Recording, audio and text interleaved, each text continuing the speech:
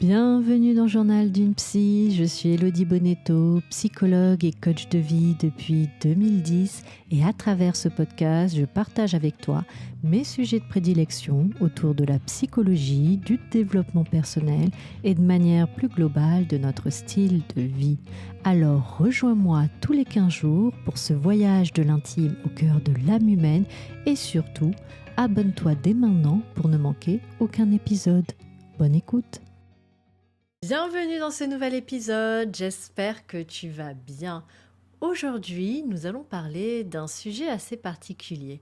Il s'agit de l'infidélité au féminin. C'est un sujet assez complexe, source de grands tabous et aussi de beaucoup de culpabilité. Nous allons donc explorer ce sujet sans tabou, mais aussi sans jugement et expliquer pourquoi on en arrive justement à tromper lorsqu'on est une femme dans un couple hétéro. Pourquoi une femme trompe-t-elle ? Est-ce différent de l'infidélité masculine ? Comment se reconstruire après ? Je vais vous partager des témoignages qui m'ont été offerts, anonymes bien sûr, et on va explorer ensemble justement les causes profondes de ce type de comportement dans le couple. Alors, sans jugement et sans tabou, nous allons essayer de comprendre ce phénomène. Déjà, on va s'intéresser aux raisons profondes qui peuvent pousser une femme à être infidèle dans son couple. Qu'est-ce que l'on appelle infidélité dans le couple ?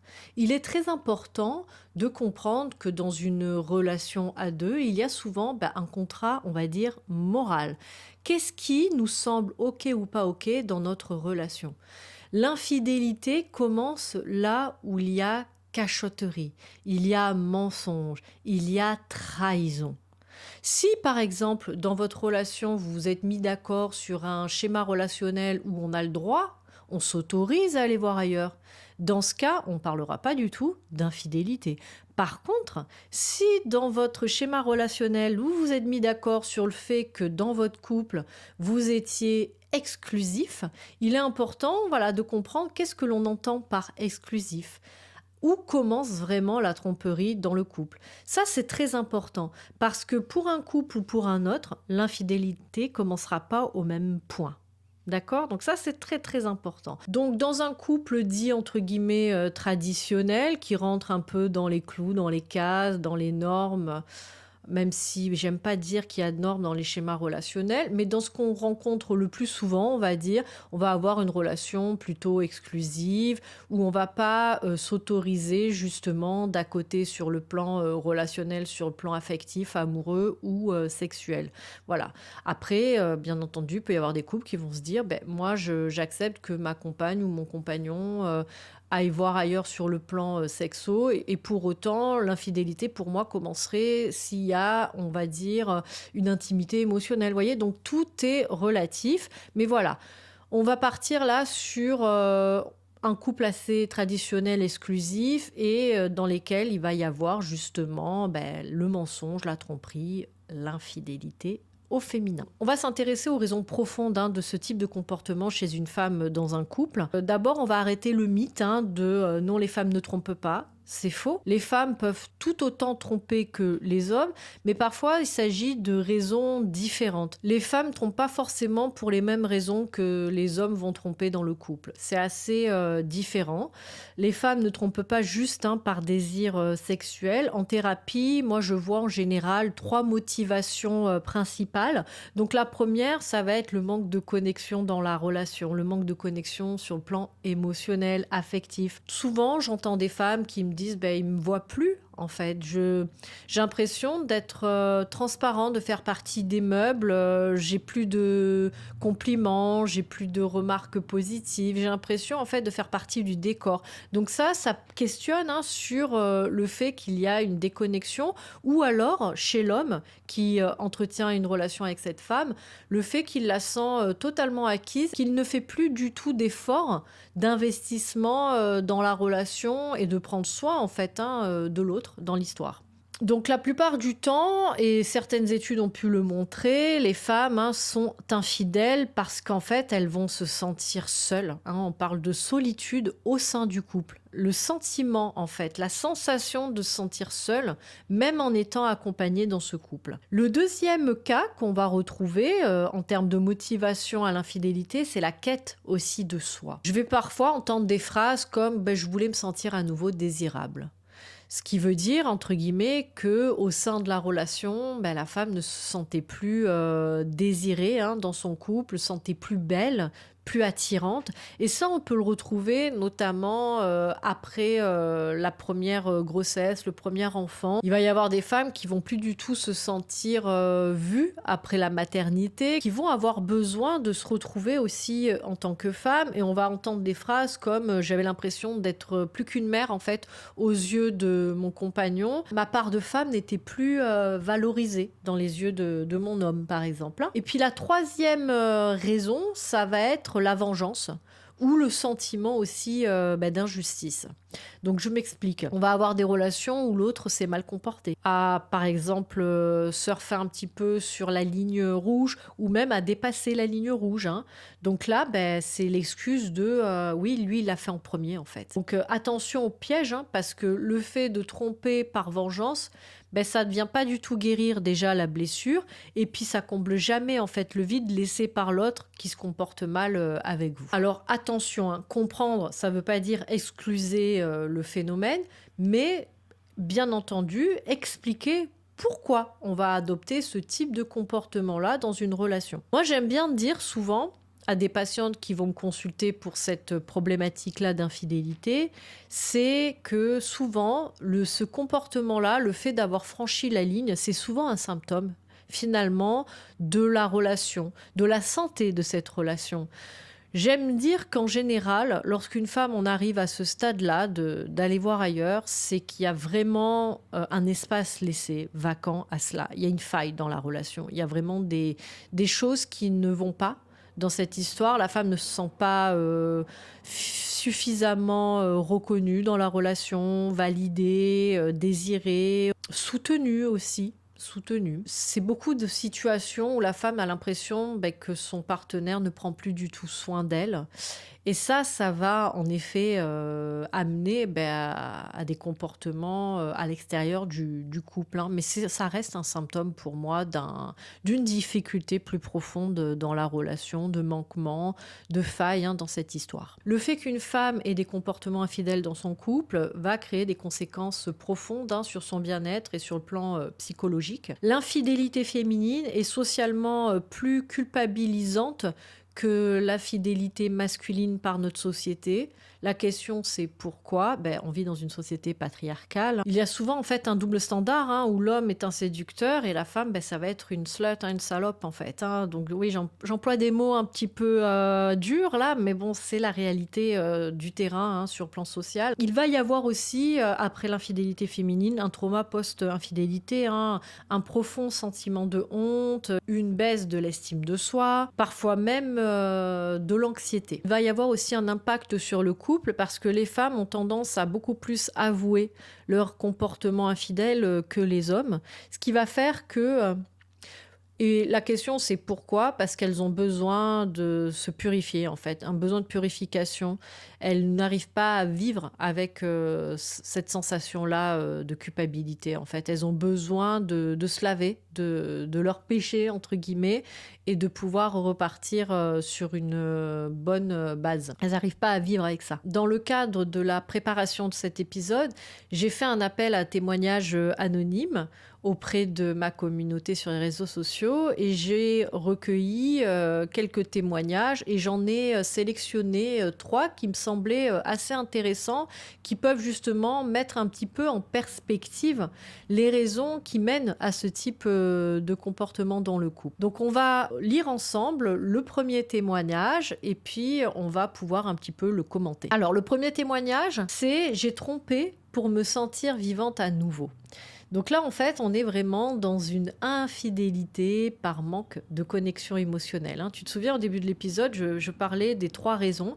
Et la première raison, c'était justement la déconnexion émotionnelle et affective dans la relation qui va pousser en fait la femme à aller voir et aller chercher cette connexion-là ailleurs. Nous avons une personne qui a 32 ans, qui est en couple depuis 8 ans et qui a 2 enfants. Avec mon mari, on était devenus des colocataires. Plus de conversations profondes, juste des tu as payé la garderie.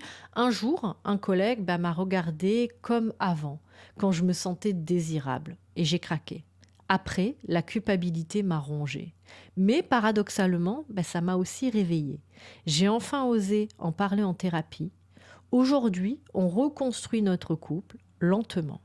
Je ne recommencerai pas, mais cette erreur m'a sauvée de la perte de moi. Donc parfois, il peut s'agir d'une infidélité qui va être transitoire, qui est symptomatique d'une perte de connexion et qui va être aussi un tremplin pour repartir dans la relation sur un meilleur pied, relancer en fait l'histoire.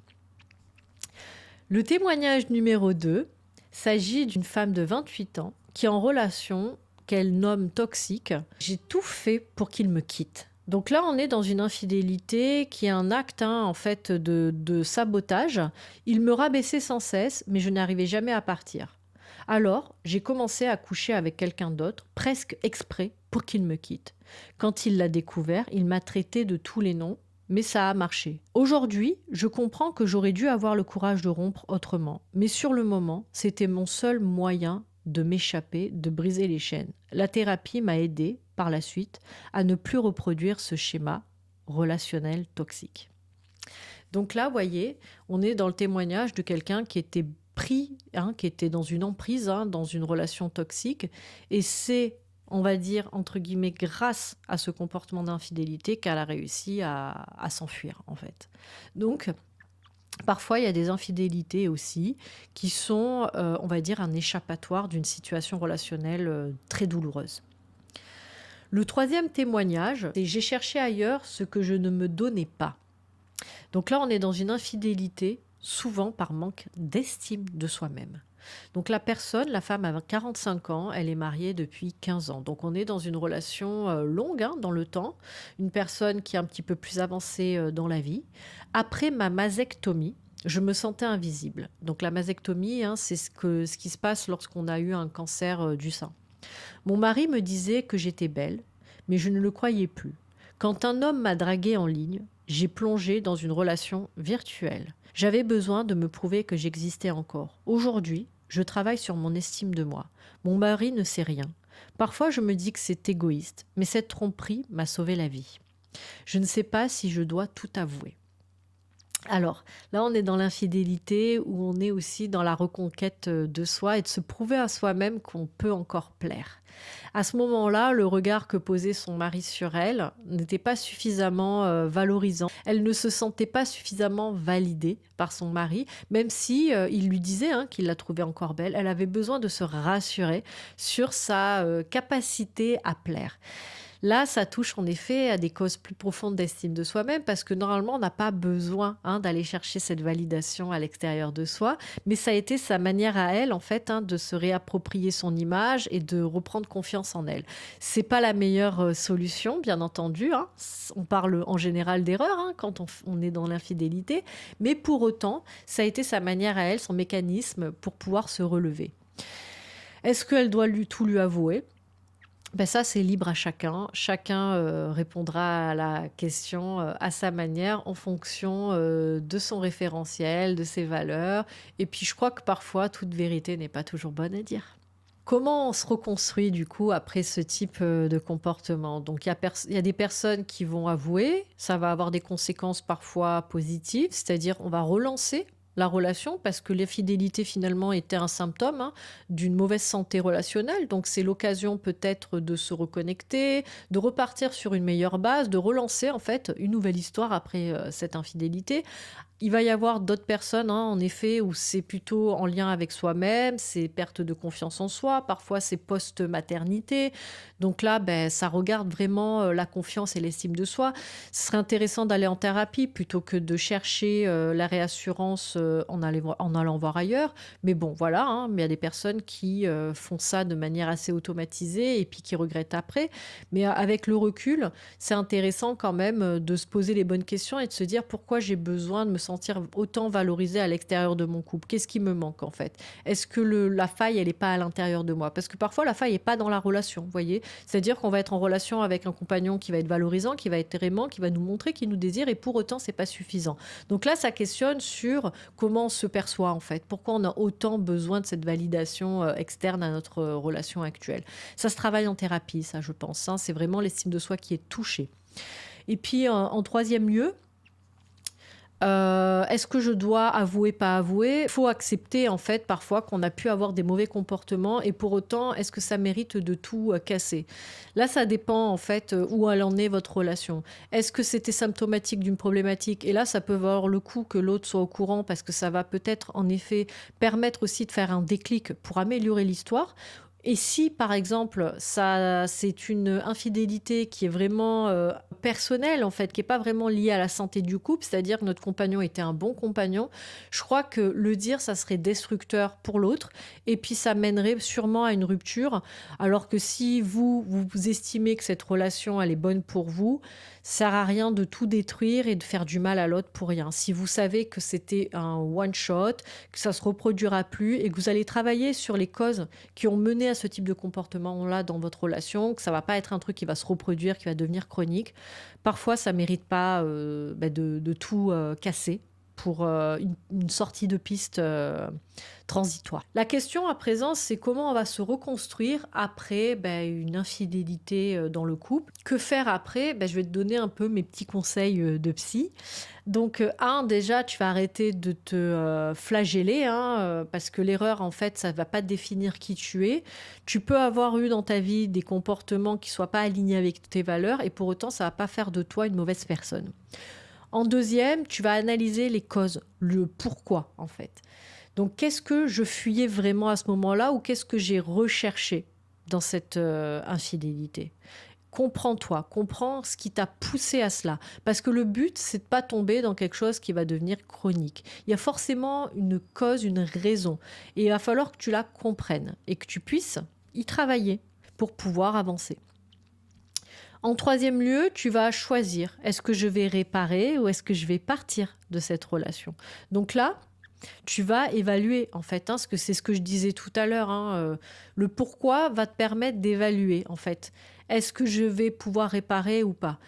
Est-ce que c'est lié à moi profondément ou est-ce que c'est lié à la santé de mon couple? Et là, à ce moment-là, voilà, est-ce que c'est réparable? Est-ce qu'on peut travailler ensemble avec mon partenaire ou est-ce qu'il n'y a plus rien à sauver? Dans le cadre, par exemple, de la personne qui était prise là dans le témoignage dans une relation toxique, vous voyez, c'est le moyen de partir. Donc voilà, tout est dépendant de la situation initiale et ce qui a poussé à cette sortie de piste. Et en dernier lieu, il va falloir pouvoir te pardonner. C'est important de passer à l'action pour pouvoir te pardonner. Qu'est-ce que je vais mettre en place pour moi-même, pour mon couple? De quelle manière, en fait, je vais prendre ce virage-là dans cette histoire et dans ma vie? Et un rappel important, il me semble, c'est une relation ne se répare que si les deux parties, les deux partenaires le veulent vraiment. On ne pourra jamais forcer les choses. C'est important aussi d'accepter le consentement de l'autre à vouloir ou pas réparer avec vous, si vous lui en parlez de cette infidélité. Il faut que les deux parties s'engagent dans ce processus-là. C'est essentiel. Souvent, en thérapie de couple, il va y avoir des gens qui vont se lancer dans ce travail-là, mais il y en a un des deux qui n'est pas dedans. Et ça va rien apporter de bon. C'est important d'être sur la même longueur d'onde et de vouloir aller dans la même direction ensemble. Voilà, nous arrivons à la fin de cet épisode. Si cet épisode t'a parlé, t'a même un petit peu secoué, ou peut-être que tu t'es reconnu à une période de ta vie ou même actuellement, c'est normal que ça puisse un petit peu te tracasser, que tu puisses culpabiliser, que tu puisses te sentir mal. Mais sache que tu as le droit en fait d'aller chercher de l'aide. Des thérapeutes sont là pour t'écouter, privilégient des professionnels de la santé mentale, hein. Donc je t'invite vraiment à consulter un psychologue. Si tu sens que cette culpabilité te ronge de plus en plus et te rend malade, parce que c'est souvent le cas en fait, hein, des patientes moi que je peux recevoir dans ce contexte-là, elles vont venir parce que justement elles sont rongées par la culpabilité, elles se rendent malades par rapport à ce qui s'est passé, ou alors, dans d'autres cas, elles sont dans des doutes très forts. Qu'est-ce que je fais? Est-ce que je reste? Est-ce que je pars? Est-ce que je répare? Est-ce que je parle? Est-ce que j'avoue? Donc, si vous sentez que tout ça est devenu vraiment envahissant dans votre quotidien, n'hésitez pas à aller consulter un psychologue qui accompagne dans les schémas relationnels, qui accompagne dans les relations amoureuses, qui est formé à ces questions-là, qui est formé aussi en sexo, parce que parfois ça peut aussi être en lien aussi avec une perte de connexion sur le plan sexo. Donc c'est important de se saisir des aides qui sont à votre disposition pour pouvoir traverser cet épisode de votre vie et vous relever et repartir dans une bonne lancée. J'espère que cet épisode t'aura plu.